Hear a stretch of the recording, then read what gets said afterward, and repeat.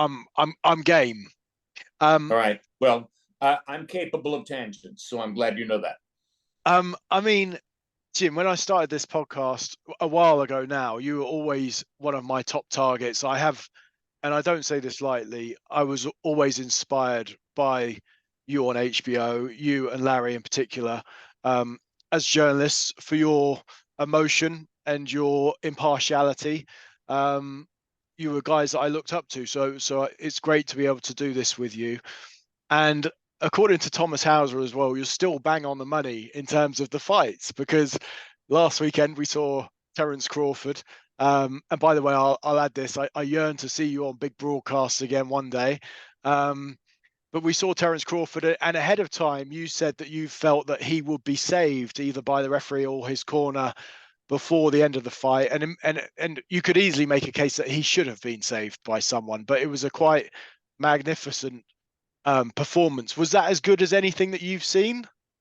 In a while, Yep. yes, absolutely. It was a spectacular performance. I was trying to remember the other night what I had seen in a fight of that magnitude that was comparable to what Terence was able to do, and with a different style and a slightly different effect. The one that came to my mind was Mayweather versus Corrales on a night when a lot of people thought that Chico was in position to really give him a go, and that was going to be a great and even fight. It wasn't. It was a shellacking, and I actually did not see that one coming.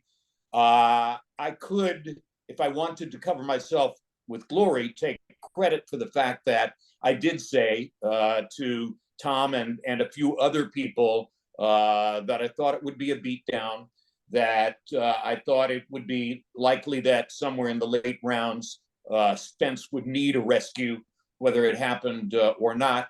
And I confess that one of the reasons I said that is because I covered several of Terence Crawford's fights from the moment he first emerged into real public consciousness on the undercard of an HBO pay-per-view in Las Vegas on a night when he was put in against Bradis Prescott as the opponent for Prescott, who was on the way up. And Timothy Bradley had Crawford in his camp as a sparring partner and recommended to, I think it was a Bradley Pacquiao rematch, and he had recommended to Top Rank, you should put this guy in against Prescott. He'll give him a real run for his money. Well, not only did he give him a real run for his money, he dominated Bradis Prescott and won the fight and emerged into consciousness. And then from that point forward, I covered several of his fights. So the ability or disability that led to my accurate prediction on this fight is very simply that I've never covered an Errol Spence fight. I've never been around Errol Spence. I don't know him personally. I don't know his very illustrious trainer, Derek James, and I knew everything, or at least I felt I knew everything about Crawford. And one of the things I most know about Crawford is that he has, when he needs it, a sinister edge. He has an inner fire that he can call upon in close fights, which will tilt the battle in his direction. And I expected to see that at some time the other night. I didn't expect necessarily that it would happen in the second round, but I knew that at some point I was going to see the mean side of Terence Crawford, and he knows it's in him. He's been there, and he also has craft, and he has increasing power. And as soon as I knew that he was coming in after a weigh-in at 146.8, but he was coming in at 165, I felt very confident with what I had said to people about the fight. Still not knowing all that much about Spence, other than that he was a much more celebrated prospect back in the day than Terence. That played in Crawford's favor. That he was much more of a sort of boxing stylist than an attacker or a slugger. That played in Crawford's favor. Every single factor in the fight that had been seen by a lot of people to favor Errol Spence turned out to be an edge for Terrence Crawford. So I was in the position to know so little that I looked at the fight from one perhaps jaundiced view and came up with exactly the right answer to what's going to happen in the fight. You have to have a little luck sometimes, and I did.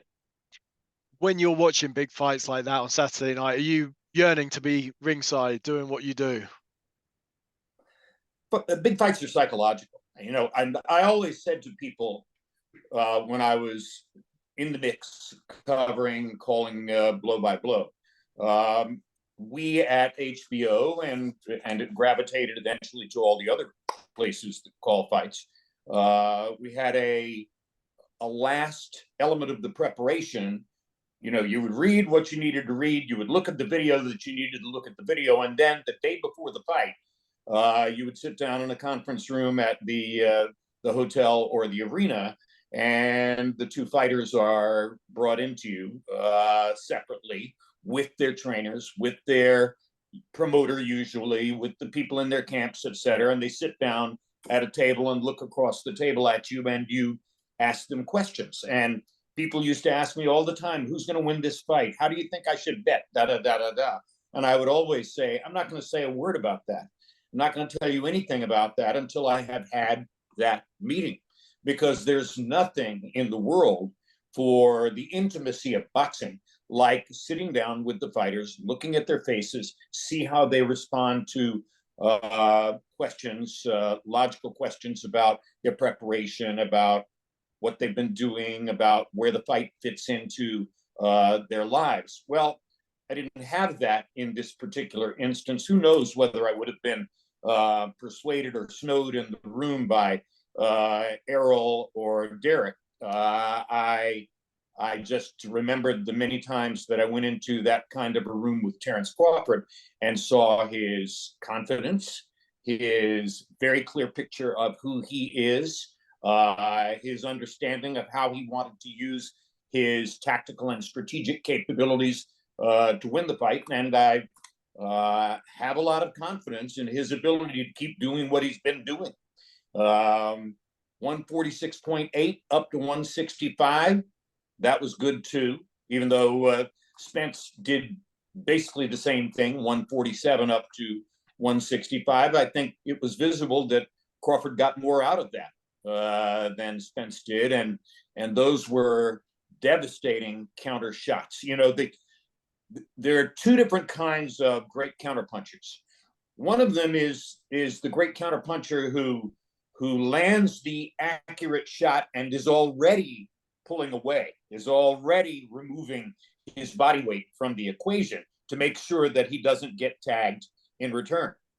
The other is the great counterpuncher who lands that shot with such authority that he knocks the opponent back and he doesn't have to worry about what's coming back. Terrence, from the second round on, when he really began landing his counter shots, never had to worry about what was coming back, because he was always knocking Spence back on his heels and eventually hurting him with those counter punches. And that's greatness. That's not something you can easily achieve. I can see even in this short spell that we've been speaking, Jim, that you are passionate about it. How much do you miss doing it week by week?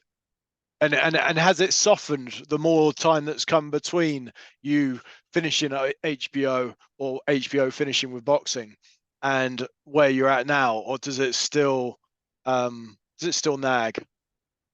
Well, obviously, I don't know as much now because I haven't called any fights in more than 4 years. So I don't have the backlog of knowledge for quite a number of fighters in the sport that I have for Crawford. And again, if this had turned out to be a devastating performance by Errol Spence, then you wouldn't be talking to me today. I would be, Jim. I've been tracking you for ages. Thank you. I appreciate that. I understand that you've been constantly interested, and I appreciate that. But I'm getting significant attention the last couple of days just because Hauser wrote that column saying Jim seemed clairvoyant and seemed to know exactly what was going to happen in the fight. Again, I could lie and say, yeah, I knew exactly what was going to happen in the fight, but a lot of it was just that I know Crawford better than I know Spence, and I have a great deal of respect for what I know Crawford can do. But yes, I absolutely miss calling the fights. As you can tell, I'm still energetically and devotedly a boxing fan. I still follow the major fights and listen to my colleagues and pay attention to what's happening. I think my quote to Hauser when he said, "What do you miss about calling the fights?" I said, "Everything." And, you know, looking back, I might wish that I had said, "Oh, I miss the preparation, I miss the people, et cetera, et cetera, et cetera," but I don't desperately need to be there. That really isn't true. I miss it emotionally every time I watch a big fight because that used to be my place to be. But nothing lasts forever. Nobody is ever invited to do anything forever. And for whatever reason, no streaming service or cable network or anybody has invited me to call fights, with the sole exception of one fight for which I made an agreement and the fight never took place. And that was that I made agreement with Triller to call the rematch of George Kambosos and Teofimo Lopez. And then the fight didn't take place because I think Lopez caught COVID. And I wound up, because my representatives had done a fantastic job of setting up the deal, I wound up getting paid for it anyway. And maybe that ultimately operated against me in the marketplace. I don't know. But at the end of the day, I'd love to call fights. I'm not calling fights because nobody's asked me to call fights. And to a certain degree, if you look at the number on my driver's license, that's probably logical. So, I mean, yeah, I'm not going to agree with you in that respect, in the sense that, or anyone who's not making the call based on that. It's interesting when you mention the people. Obviously, you know, we knew that HBO was family. We felt that through the TV screen. We felt that you and Larry were best buds. We felt that you, George, Roy, Emanuel would all sit around a dinner table, whether you were working or not. You just, you know, you enjoyed each other's company, and it was that team, wasn't it? It was that team. In fact, Roy was particularly common. We were going to meet, weren't we, in Canastota last year, if you remember, and then you got COVID. And Roy, during his speech, was very, very complimentary about you, more so than anybody else. Not that he knocked anyone, but particularly about you. And the one thing that blew him away was your, what he called a photographic memory.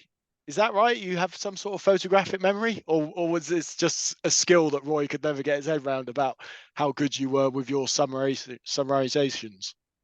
I have a good memory. Other people have called it a photographic memory. Roy is a brother to me, closer than a friend. He's family. So I'm very grateful to him for any nice thing that he said about me on his day of honor. It was awful, awful because of Roy, because of Bernard, because of several others that I caught COVID and was not able to be in Canastota that day. I still deeply regret that. I talk to Roy on the phone every once in a while.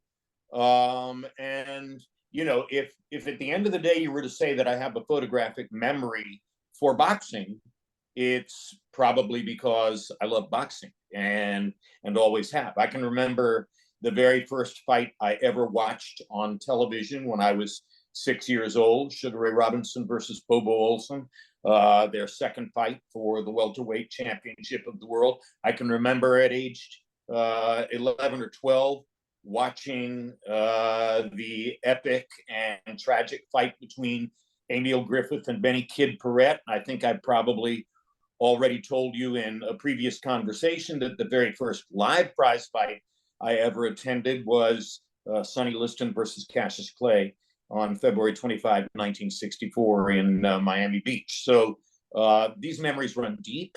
and I will never shed them. And yes, when I was calling the fights, you know, a part of the preparation is you've got both fighters' fight lists. You've got, you know, their entire competitive record in front of you on a sheet of paper, and I was able to go through those and visualize in my mind all the things that I had seen from them coming into the fights. And when you cover a fighter, I'm sure I covered Crawford 8, 9 times. Pacquiao, probably 15 or 20 times. I just watched the Oscar De La Hoya documentaries the other night, parts 1 and 2 both, and it's all my voice. Yes, I am electrically and deeply emotionally connected to all those memories, and I hope they never go away. They're a part of the fabric of my life. You must be exceptionally proud when you look back on that. I mean, you were obviously the voice of a generation, you know, or a couple of generations, and you know, iconic nights. I had the privilege of sitting in the best chair from which to call boxing matches for a long time. When I was assigned first to call boxing at ABC Sports, I had been at ABC Sports for 13 years. I was only 37 or 38 years old. I was in the process of building a great network television career. A new chief executive arrived for the sports division there, armed with one basic perception about ABC Sports, which was, who's Jim Lampley and how do I get rid of him? And highly ironically, that man assigned me to boxing because he was pretty sure that the sport would be allergic to me stylistically. I would be allergic to the sport. No way a preppy kid like me would know anything about boxing. And he wanted to embarrass me and make me look bad. And coincidentally, gift from the heavens, he did that at the moment when the network had signed an exploratory look-see contract with a 19-year-old heavyweight from upstate New York whose name was Mike Tyson. So my very first televised boxing match as blow-by-blow commentator was Mike Tyson versus Jesse Ferguson, the first time that Mike appeared on network television. And as soon as a great expert commentator, also an executive named Alex Wallow, stepped into the ring to do the post-fight interview, asked Mike about the uppercut that had shattered Jesse's nose in round 4 and caused the fight to be stopped with blood all over the ring in round 5. As soon as Alex asked Mike about the uppercut, and Mike said, well, Cat D'Amato taught me that the purpose of the uppercut is to drive the opponent's nose bone into his brain. And I was trying to drive Jesse's nose bone into his brain. As soon as I heard that, I thought, oh my gosh, look what I've happened into here. This guy is not going to be, he's not just going to be the number one quote machine in boxing. He's going to be the number one quote machine in sports. That was my instant perception based on that one interview answer. And sure enough, in the next several weeks, they all started rolling out. Boxing is a hurt business. Everybody's got a plan until you hit them, et cetera, et cetera. All the things that D'Amato had taught him to say, by the way. So I became a very lucky person. Tyson did about 5 or 6 fights on ABC with me calling them. Everybody remembers him as a complete destroyer. Nobody remembers that James Quick Tillis took him the distance, and there were a couple of scorers at ringside who had Tillis winning the fight. It was very close to even. No one remembered that he went the distance with Mitch Blood Green. He went the distance with Jose Ribalta until the last 10 seconds, etc. The tea leaves were already there before I went to Tokyo to call Tyson Douglas. And HBO signed me to become their blow-by-blow commentator, dislodging a very competent blow-by-blow commentator named Barry Tompkins, who was a great friend of mine and remains so to this day. And they dislodged Barry from that chair and put me there because I had a bond with Tyson. I had called his fights at ABC, and now he had moved to HBO. And so that gave me the edge that became, okay, let's offload Barry and signed Jim to call the fights, and then for 30 plus more years, I called the fights on HBO. Never dreaming that that great pay cable network was going to be purchased by a cadre of cell phone salesmen from Dallas, whose first big decision was, we don't want to do boxing anymore. Go figure. So that's what happened to that. Wow. So I think that Jesse Ferguson fight, was that in Glen Falls, New York? Do you remember? Glens Falls, New York. Mike Yeah. Tyson versus Jesse Ferguson. Yes. And then, you know, there was a series of them. Some were in Glens Falls, some were in Albany. They were upstate New York fights. And Alex Wallow had a British Racing Green Jaguar sedan that we used to ride up to upstate New York in his car to call the fights. And when we were going up for the Marvis Frazier fight, Alex in the car started saying to me, he said, you know, I'm new to this being a television commentator. I'm an executive.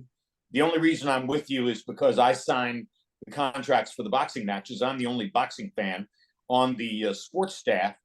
What would you think going into this particular fight against Marvis Frazier? What would you think if I predicted in the opening on camera that Mike is going to knock him out in the first round? And I said, well, Alex, you're the expert. Okay. I mean, the beauty of you being the expert is I can't tell you what to do. Producer can't tell you what to do. You say whatever you want to say on the air. And if you believe that Mike is going to knock him out in the first round, then that's what you should say. So he thinks about it for another hour or so. And we're driving along, headed up there, et cetera. And he's fidgeting about it. He's chewing on it. And eventually he says, you know, maybe it's not safe to say that he'll knock him out in the first round. And I said, look, nobody's going to, as long as he beats him and he knocks him out, and you know, I know you're sure that that's going to happen. Nobody's going to downgrade you if you say first round and he does it in the third round.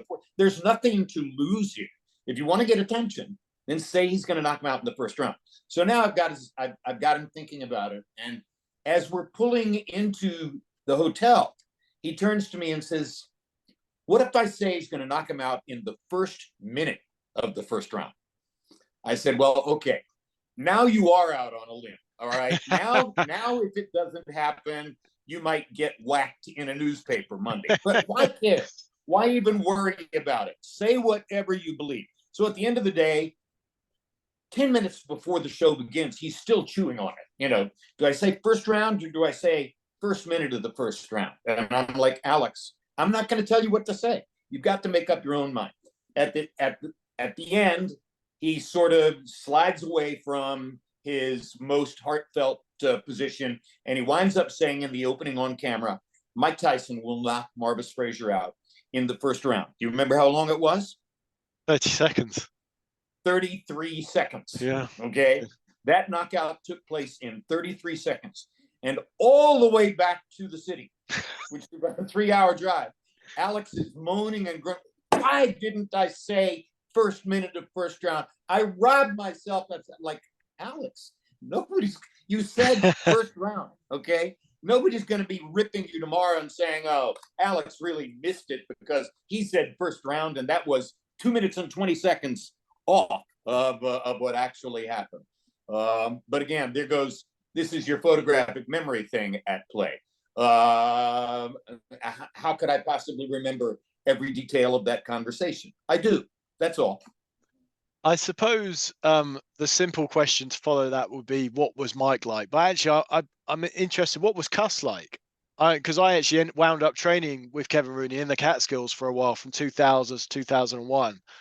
And so I went up there and sort of lived that life for several months because I was so infatuated with the story from my childhood. What was Cuss like? I didn't get to spend that much time with him. I only saw him at those fighter meetings before the fights. Sometimes he didn't even come.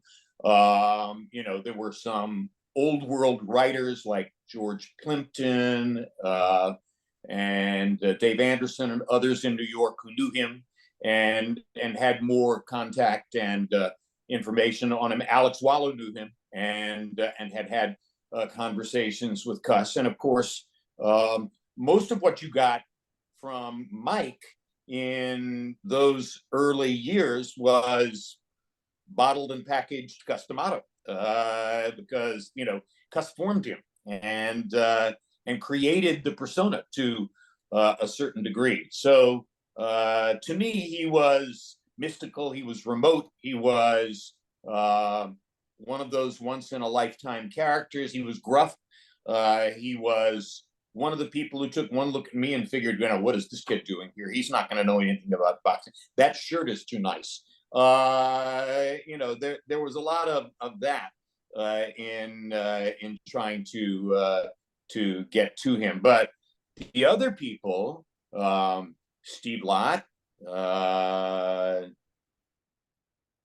Jay Bright, the people around Mike in the camp, they were nice, they were friendly, they were warmly accepting of me, and I learned a few things from them.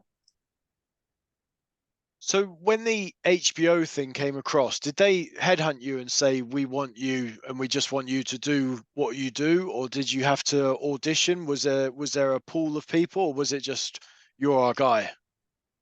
Well, once the new executive at ABC Sports decides he wants to get rid of me, and I get put into a chair where he thinks I'm going to fail miserably, and I don't fail. And part of why I don't fail is because the story is Tyson, and how can you not effectively tell that story?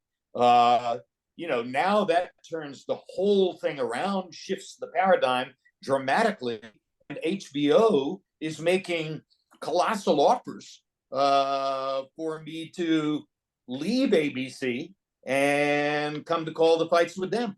And I did a couple more Tyson fights before I did that. But at the end of the day, I knew the difference between Saturday afternoon on Wide World of Sports, sometimes tape delayed, and live on Saturday night on the number one purveyor of boxing matches. Even then, HBO already had Larry Merchant and Barry Tompkins and Sugar Ray Leonard, and so they're asking me to work with Sugar Ray and Larry, and I was thrilled. I couldn't have been more excited about it. And no, there was nobody else who was considered, because I was the one who had called Tyson's fights on ABC. Yeah, that's great. And in terms of the Tokyo memories, are they sort of fond memories? The fact that you could say you were there, because obviously not many journalists took it even seriously, or not many newspapers took it seriously and even sent people. And so you're obviously one of. Let me just say this, okay? Yep. I would love to tell you that I knew what was going to happen in Tokyo. That would be a lie. That would be a complete lie. But I did know. I was intelligent enough to have seen, as I say, that the notion that this was 42-1 and that Mike was automatically going to wipe him out and that Buster Douglas had no business in the ring with Mike, I had seen evidence to the contrary. The Mitch Blood Green fight in Madison Square Garden was not on HBO. It was a Madison Square Garden telecast. And I went and sat in the stands, and I was able to take it in and process the fact that, hey, he went the distance with Tillis. He's going the distance with Mitch Blood Green. He went the distance with Tony Tucker. He went to the last 10 seconds with Ribalta. If guys are significantly taller, have some craft, particularly if they can bring a right hand over the top the way Douglas did, this is not a wipeout. This is not going to be a 1 or 2 round fight. So I'd already seen evidence that put me in a position so that once you saw what happened in the first 2 rounds of Tyson Douglas, I wasn't shocked. I could process that, okay, here we are again. This guy is 5, 6, 7 inches taller. He brings the right hand over the top, and it's not easy for Mike to see that. He's an athlete. He's got a pretty good job. It wasn't Mike who had played college basketball. It was Buster who had played college basketball. He had about a 20 or 30 pound weight advantage. So, you know, yeah, it was surprising, but it was not a cosmic shock because you could process all those other factors. And oh, by the way, add into that the disturbances in Mike's life, the level of distraction in Mike's life, all the other things he was thinking about besides Buster Douglas, how easy it was to listen to the notion that Douglas had no chance whatsoever. Oh, and by the way, Cuss isn't in the corner anymore. He's got Jay Bright and Aaron Snowell, and once his eye begins to swell, they don't even have an inswell.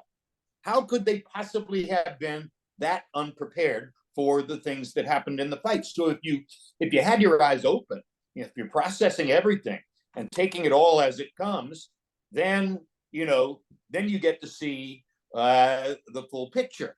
And getting into the late rounds, again, the very first live prize fight I ever went to was Sonny Liston versus Cassius Clay in Miami Beach, which I knew very well was, even at that time when I was a kid, I knew that that was the biggest upset in boxing history.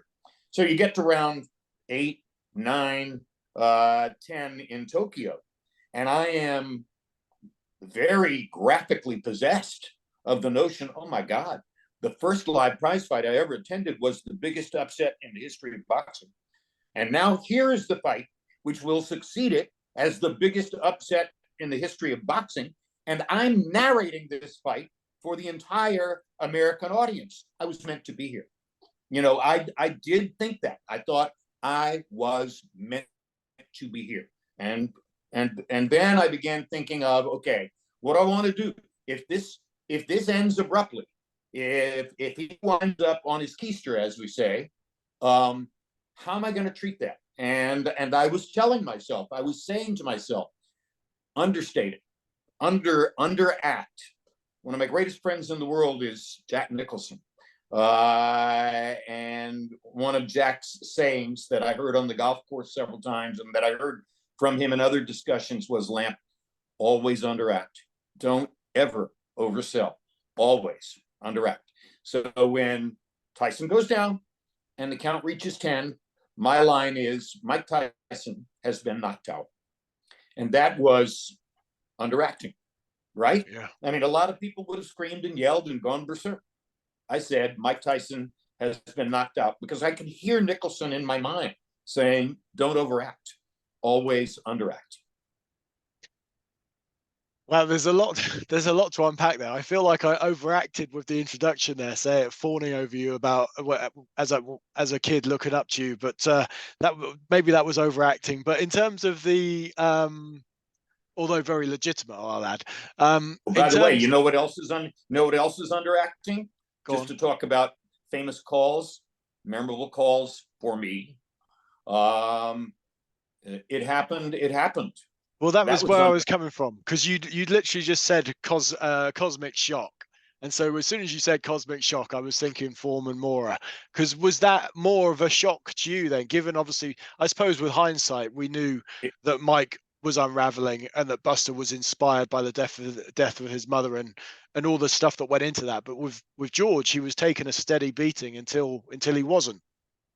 Well, the reason that those words are, it happened. George was my expert commentator. We were working together repeatedly while he was preparing for the fight, while we negotiated the fight, made the deal for the fight, et cetera, et cetera. And eventually, our relationship was good enough that I could say to him at ringside, in a matter-of-fact way, and I said it several times, George, how in the world are you going to deal with Moore? He's a southpaw. He's got good feet. He is a mover. Holyfield couldn't find him. How do you expect to be able to handle that particular style in this fight? And I probably asked him that at ringside in the weeks leading up to the fight, half dozen times. And at pre-fight meals, sitting together and eating, at ringside, in casual moments, I would find moments, say, what are your new thoughts? How are you going to handle Moore? And over, George said to me, Jim, you watch. There will come a moment late in that fight, he will come and stand in front of me and let me knock him out. Always the same words. He will come and stand in front of me. Sometimes he would say he'll stand still in front of me and let me knock him out. Now go back and look at the video. I mean, is that fixed? Is that clairvoyant? How in the world could he have known exactly what would happen? But of course, he was wearing the shorts from Zaire. And central in his mind was, I'm going to turn the tables. You know, tonight, I'm not going to be the one who gets played. I'm not going to be the guy about whom somebody gets to brag that he fooled me, et cetera, et cetera. I'm going to be the one who turns the tables. And in his mind, of course, he wasn't turning the tables on Moore. He was turning the tables on Ali. He was finally getting his revenge for what had happened 20 years before. So looking back, looking at the fight several times, as I had, there's no question. He was somewhat complicit in allowing Moore to bat him around like a tennis ball for 9 rounds, to rain all those punches on him, which he knew were not going to knock him out. That he knew he could take that shot and he could deal with that, and he could lure Moore more and more into range, and he could make Moore feel more and more secure until the moment would come, as he said, when Moore would come and stand in front of him and let him knock him out. Now, go back and look. Early in the 10th round, George throws 2 or 3 big roundhouse left hooks. It was a punch that he had not featured at all in the fight. It was not a punch he had thrown in the fight. So I've looked back at it several times and said to myself, what was he doing with those big left hooks?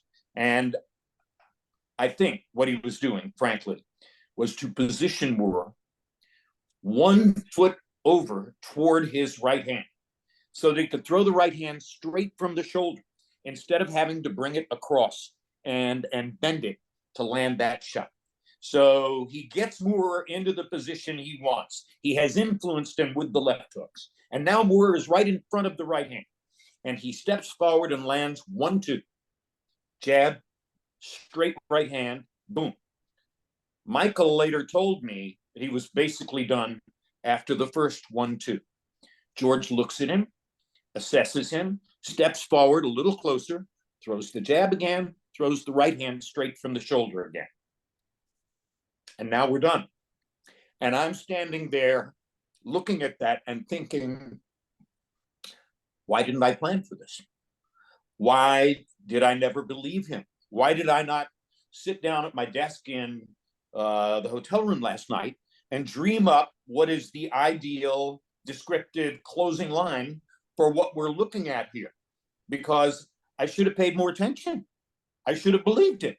But I didn't. So what am I going to say now? And it popped into my mind. It came from out of nowhere and popped into my mind. Thinking about what he had told me over and over. He's going to come stand in front of me and let me knock him out. It happened. It happened. Totally spontaneous. A gift from the universe and from my previous career. Definitely the best line I ever concocted or employed in a boxing match. Unplanned. It happened. It happened. Thank you, George. There's a lesson there, isn't there, about being unscripted and calling what you're seeing, but also having your due diligence and knowing the story. Have you ever heard of Branch Rickey, the general manager of the Brooklyn Dodgers, who signed Jackie Robinson and brought him to Major League Baseball? Branch Rickey was the most famous baseball executive of his day.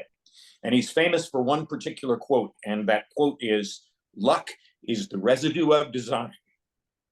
So in that instance, I was lucky.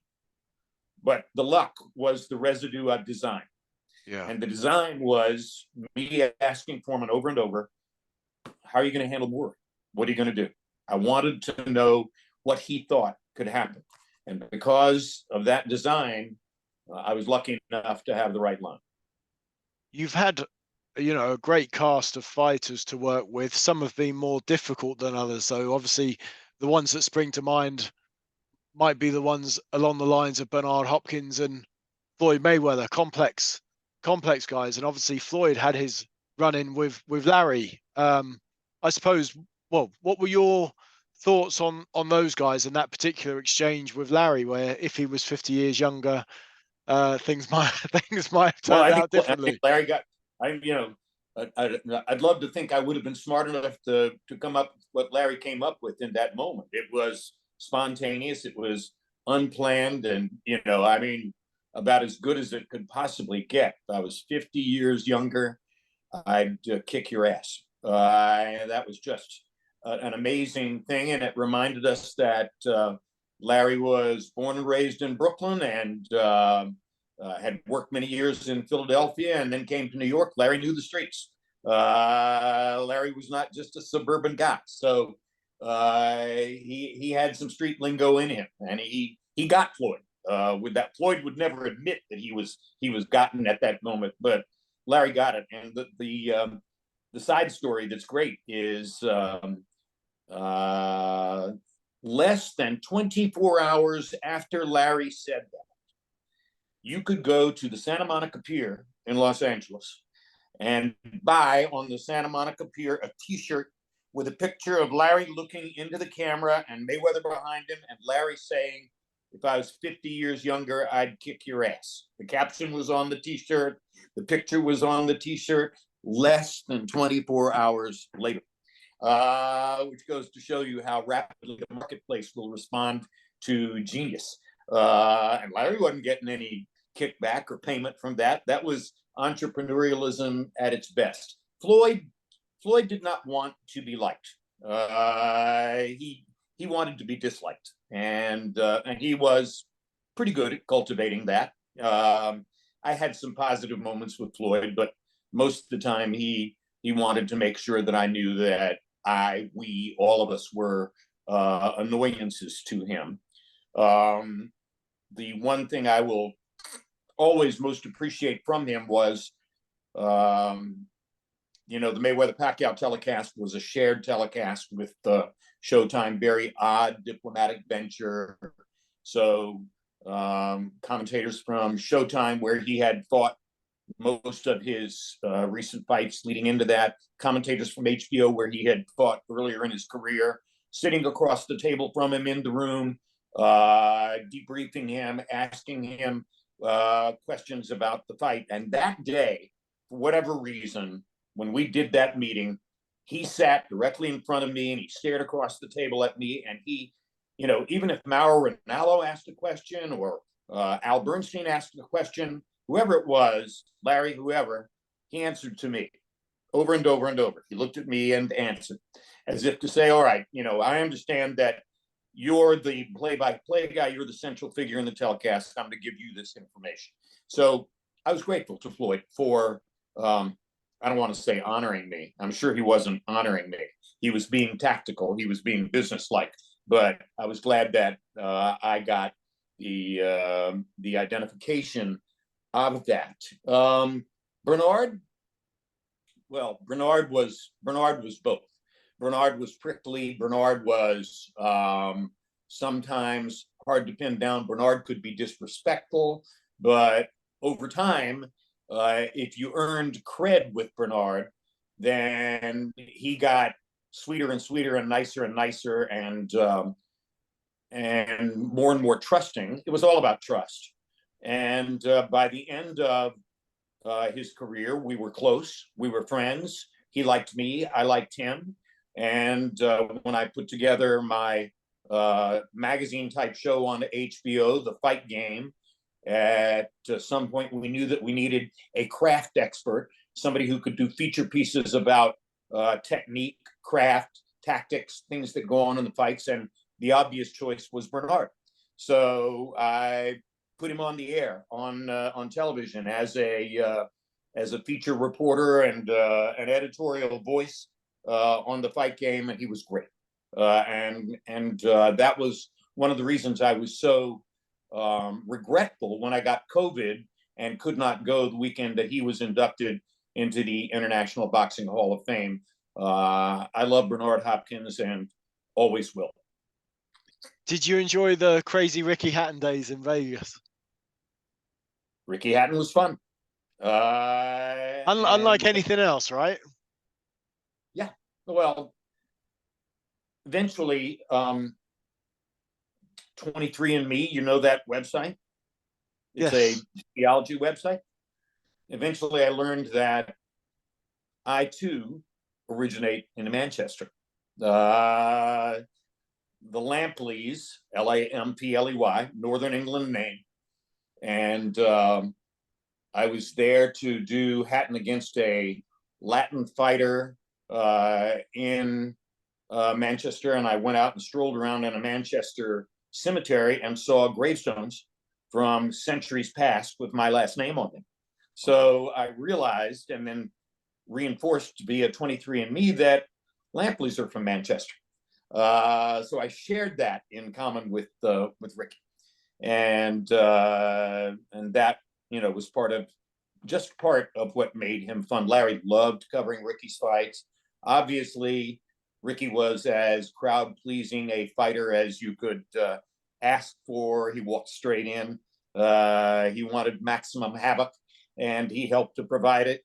And I didn't have the kind of friendship with him that I had with some other fighters, because he would come into the meetings and go back out and didn't spend a lot of time with us. But I had a kinship with Ricky because I'm from Manchester too.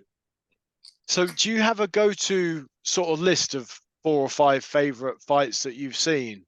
Is there, I mean, obviously there's so many iconic ones, all of the legendary nights for a start, but do you have a go-to list of, that you readily reel off? It's really interesting. I have a lot of favorite fights, way too many to try to describe. But the ones that most stick in the memory for me are the ones that hurt my heart. And I'm thinking of Meldrick Taylor versus Julio Cesar Chavez, a fight that hurts my heart to this day. I'm thinking of Miguel Cotto versus Antonio Margarito the first time. And that's a crime. That's something that should never, ever be allowed to take place. And I'm just glad that Miguel survived it and then got a form of revenge later in Madison Square Garden. Fights like that, I remember them the nights that I'm lying awake thinking of boxing before I go to sleep. I remember the decision in De La Hoya versus Trinidad. And I have friends who say it was the right decision, but I remember at the time thinking that that was not the right decision. And most particularly, I point to the fact that the person who was then the most respected judge in boxing, Jerry Roth, gave 3 of the first 4 rounds to Trinidad. Go back and watch the fight. Tell me how any qualified judge could give 3 of the first 4 rounds to Felix Trinidad. That isn't fathomable. So things like that stay with me. But then there are triumphs and heroic performances that I'm equally attached to. Yeah, so obviously, the Call of Gaddy 1 is another of your immortals. The Call of Gaddy 1 is a cosmic experience for me and Larry and Emanuel. And it's, if you want to see a fight that demonstrates the unique courage and soulfulness of boxers and the paradigm of how great, elaborately punishing fights almost always lead to a form of romance between the two fighters, that it's impossible to fight each other in a fight like that and not to some degree, fall in love. And Mickey and Arturo definitely fell in love. And they fell in love that night because they so admired each other's courage and stick-to-itiveness. But it's crazy courage, and it's damaging courage. And they both paid an awful price for their 3 fights. So at the same time that it shows you a lot of what's wonderful about boxing, it also shows you a lot of what's cruel about boxing. And you know, I don't think Arturo ever had anywhere near the same reflexes or the same visual capability or the same hand speed, anything after that fight. And I'll never forget, after that fight was over,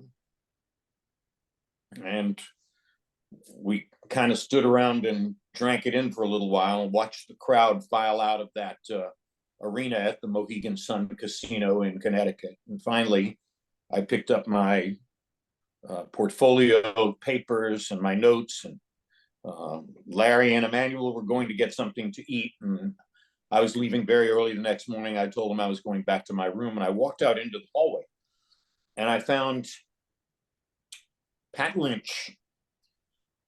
Pat Lynch, great Irish name, who was Arturo's manager and who loved Arturo deeply. And Pat was weeping in the hallway outside the arena.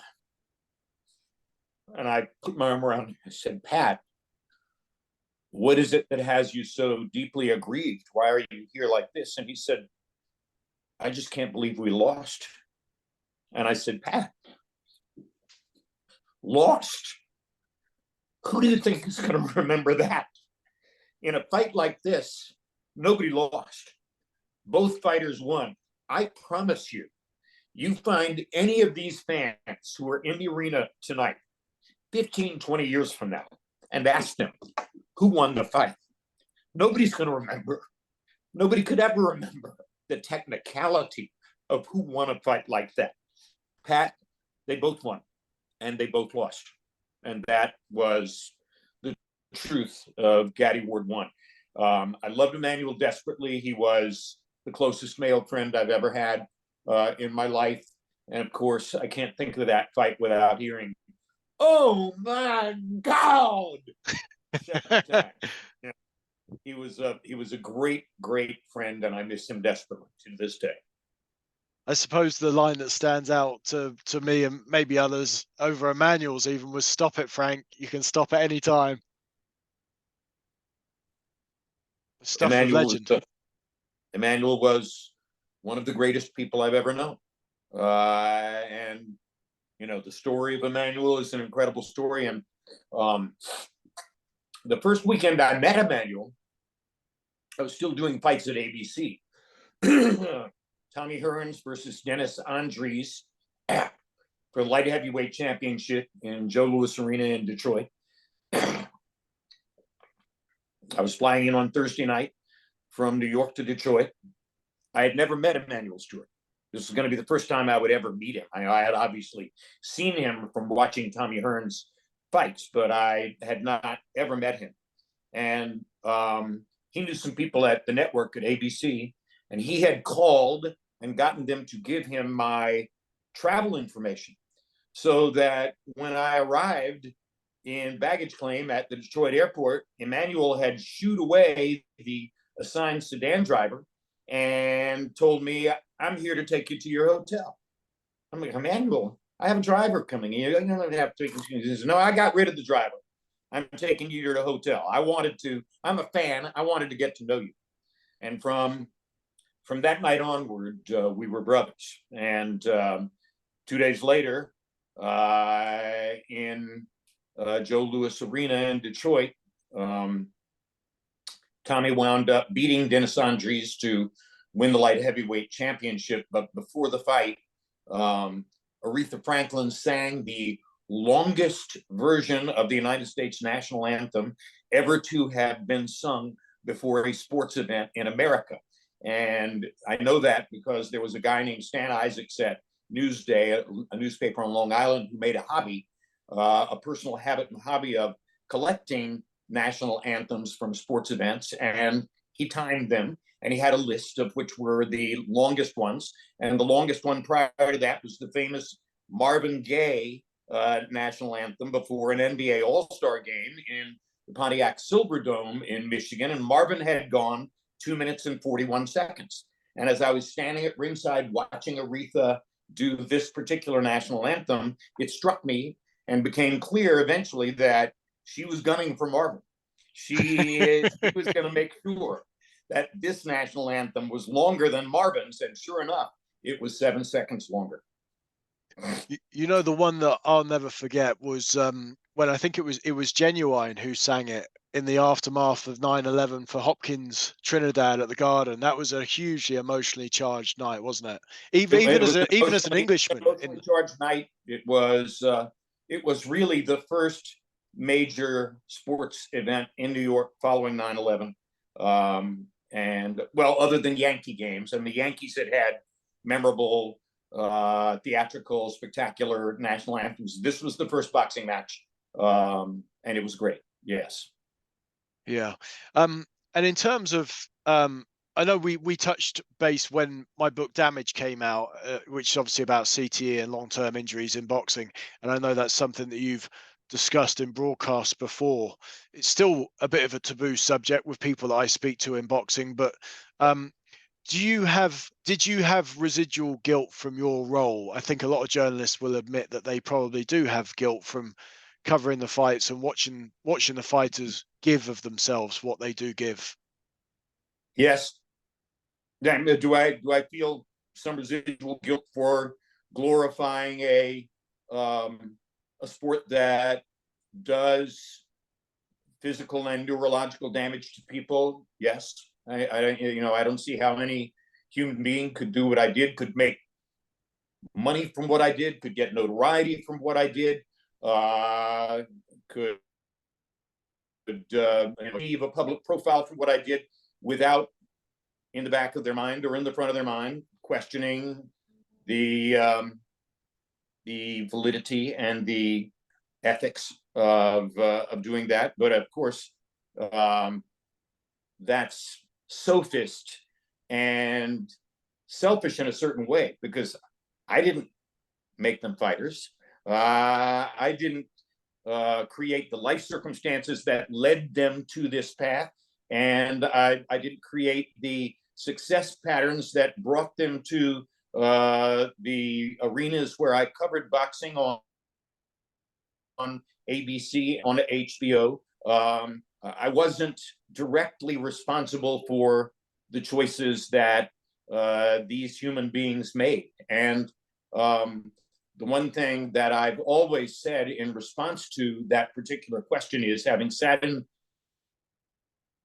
rooms with fighters, prepared for big fights hundreds of times, I'm very sure that I never met a single boxer who did not understand the danger.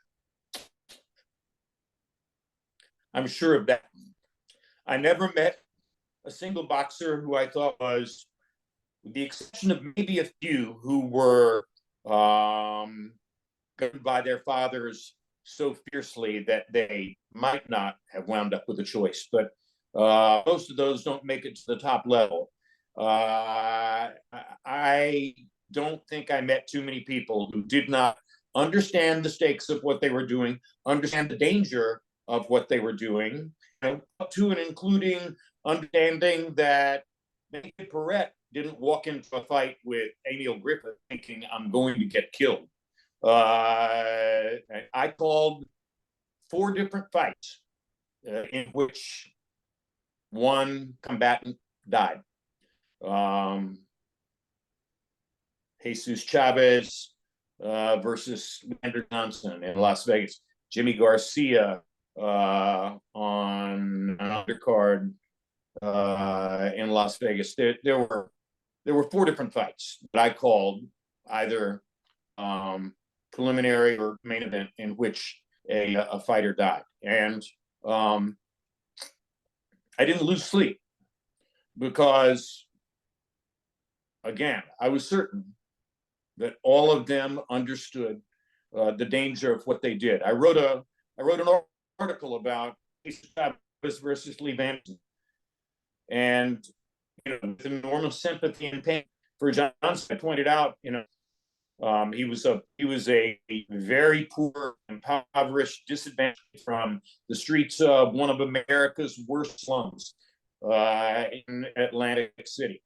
There was no other way through which he could have climbed to the heights of income and public recognition and possibilities that he climbed to. Because of boxing, his two children went to better schools than they would ever have had the chance to go to without boxing. His two children and his wife lived at home than they would ever have had a chance to live in without boxing. He saw Paris. He saw Rome. He fought in Madison Square Garden. None of those things would ever have happened to Levander Johnson without boxing. So it had said to him at the very beginning, these are the possibilities. This is the possible upside. And this is the possible downside. What are you going to do? There's no doubt in my mind. And by the way, he was in Las Vegas.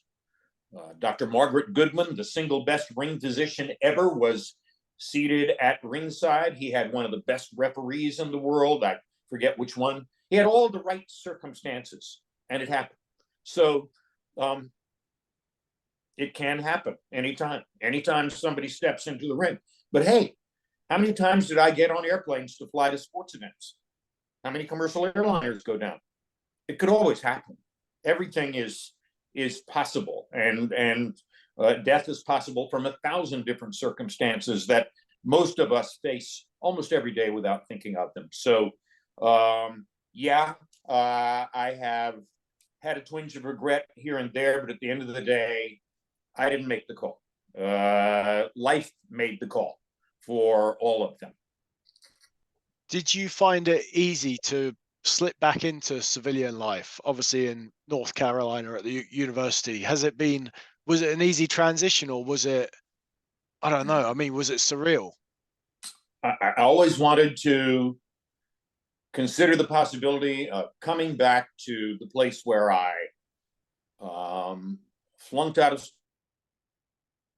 school as a teenage child, dropped out of school because I was no longer in position to graduate, eventually earned the chance to come back to school, made a long string of A's to graduate from this university, went to graduate school to set up my chance of working in network television, the path that ultimately took me to everything I ever did, 14 Olympics, all the prize fights, et cetera, et cetera. I always wanted the possibility of coming back here and standing in the classroom and teaching to kind of pay off the unpredictable and bizarre poetry of that whole life experience. And I did. And I taught a course that I created for 5 semesters, and the faculty of the communication department agreed it was an important course. So all the psychic satisfaction and irony value that I had hoped for and expected in one college town I most worship and love of any place in the world. And oh, by the way, for the first couple of years, I lived 30 feet from the entrance to the campus. So everything that I dreamed of, everything, going back to 1968, when I was down and out and had to carve out a path to try to come back to school, everything I dreamed of has happened. All my dreams have come true, including this. So I'm not entitled to any of all the people I know in my frame of reference and my friendship set. I'm the luckiest. I've had by far the luckiest life of anyone I know. And everything you and I have talked about here today is at the heart of that. So yeah, I was going to ask you how rewarding you find it, and I think you've answered you've answered that to a T, right? And it's not just professionally, but personally in terms of you allowing to take your story full circle, right? I'm not good at hiding tears. You've seen them. Uh, I am deeply moved by the good fortune of my life. I'm deeply moved that anyone wants to hear about it. So I'm grateful to you for giving me that chance. Jim, this has been wonderful. I'm so grateful that we've managed to get it done, and enormously grateful for your time and your contributions in your Hall of Fame career. It's been terrific, and to drop a name like Jack Nicholson just obviously sent me spinning, didn't it? I wasn't ready for that. Well, I would say luck. I mean, good fortune, et cetera, et cetera. The greatest actor of his generation, the greatest actor of my lifetime, became my friend. And how can you can't write something like that up. You can't draw it on a list of expectations. It's too illogical. It can't happen, but it happened. I met him in an art gallery in New York. We had a conversation. He knew who I was from boxing and from other sports, the Olympics and stuff. I was surprised. He knew a lot about me. I knew a lot about him, obviously. And then years later, I bumped into him at a range in Los Angeles, and we're hitting balls next to each other in a driving range. And he turned around and said, "You want to play around sometime?" And I said, "Yeah." Anybody who would turn down a round of golf with Jack Nicholson, they'd have to be crazy. And we wound up playing dozens of rounds of golf, maybe hundreds. I don't know. We spent a lot of time together. We spent a lot of time just sitting in his living room talking.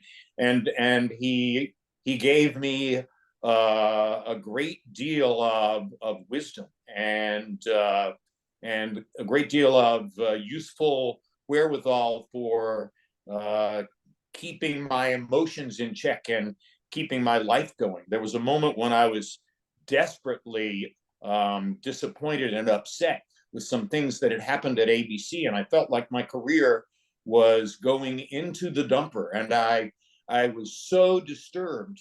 And I thought to myself, who can help me? Who can tell me something that might make me feel better? And it occurred to me that I had always observed that I thought that actors had wildly insecure careers, and you make a great movie and then you make a clunker, and 1 minute you're on top of the world and a little later you're down at the bottom, and how do you deal with all that? And I called Jack and said, can I come up and sit in your living room and get some advice, because I think you might be the only person who can help me. And I drove up to Mulholland Drive and sat down and chatted with him for a while, and told him all the horrible things that were happening in my life. And at the end, he said, "Lamp, 2 pieces of advice. Point 1, regardless of what the network asks you to do, whatever it is, your job is to go and do that as well as anybody in the world has ever done it. And if you can, make it better. If they send you to do the cheerleading championships, your job is to be the best cheerleading commentator in the world. Remember, there are no small parts, only small actors." That's point 1. That was good. It helped a little bit. The second one helped a great deal more. And that was, he said, always remember, always remember, longevity is lovability. If you hang around long enough, they've got no effing choice other than to love you. And that, for a public life, is the truest piece of wisdom I was ever given. Longevity is lovability. If you hang around long enough, they've got no effing choice other than to love you. I hung around 40 some odd years. So I got it. Thank you, Jack. Let me just ask you 2 quick ones. You can answer them with single words if you like. Who was the better golfer, you or Jack? His scorecards were better than mine. And the other thing was, we started at the top talking about Clay Liston in Florida, and obviously your great friend Larry was there, but you didn't see each other there, right? Larry was obviously, he was sports editor of the Philadelphia Daily News at that moment. I was a kid who had saved lawn mowing and car washing money for months to buy a ticket that foolishly I didn't save. I don't remember whether that ticket was $100 or $150, but I remember that I saved lawn mowing and car washing money for months to go and see my idol, Cassius Clay, beat Sonny Liston. And my entire neighborhood was filled with people who said, "You're crazy, you're a moron, Liston's going to pulverize him," et cetera, et cetera. And when I got home past midnight, my mother had driven around in Miami Beach killing time until I came out. And when we got home, I got up on the roof, the tile roof of our crappy stucco rented house in Southwest Miami. She was learning how to sell life insurance. My father had died when I was 5 years old. And I got up on the roof and started shouting, "I've upset the world. I'm the greatest of all time." And my mother came out and said, "Get down off the roof before you get us both arrested." And that was the first truly great night of my life. Jim, this has been absolutely wonderful. I was 14. And last one about Nicholson. Yes. Best line ever on a golf course. All right. You play golf? Yes. Yeah. Almost certainly you do. So the very first, the second hole I'm ever playing with Jack, we're at the Lakeside Golf Club in Burbank, California. And I'm in the cart with him, and he's driving the cart, of course. And I'm in the passenger seat of the cart, and I'm pinching myself. I'm sitting in a golf cart with Jack Nicholson. I'm gonna, how am I even gonna focus on hitting the ball? So the second hole is a long par 5, and I drive the ball into the middle of the fairway, a little bit farther than Jack, and Jack drives it down the left side, and it bounces into a fairway bunker. And pretty hard to make par from that particular fairway bunker, unless you've got another method. And Jack walks around the back of the cart, and I'm watching, and he pulls out a fairway wood, and I'm thinking, what's that about? And he walks into the bunker, and he picks up the ball, and he walks around behind the cart, and he tosses the ball onto a pretty good lie in the fairway. And I'm thinking, oh, okay, I see. And before he addresses the ball for practice swings, turns and looks at me and says, "Recreation, Lamp, not self-discovery." Recreation, not self-discovery. He made a par on that hole, or at least a par on the scorecard. Jack could play. He was pretty good. He was a better putter than I am, or was. I don't play golf anymore because both hips have been dislocated and I can't do that anymore. But he was definitely a better putter than I was. So I think you've got 2 books in you, Jim. One obviously about your life and times and career, which I believe is on the way, and then one on your golf times with Jack, which is probably a book in its own right. I see it as one book, but I don't have a publisher yet. So let's hope somebody buys in. I'm sure it'll happen somewhere down the road. Maybe I still have some story collecting to do. Brilliant, Jim. Well, thank you so much. I'm extraordinarily grateful. This has been absolutely everything I hoped it would be and more. Sorry it's so long, but you asked all the questions. I provided all the answers. It's been perfect. Chris, and hail to Crawford for a great performance. Jim, thank you so much for your time. I'm grateful. See you later.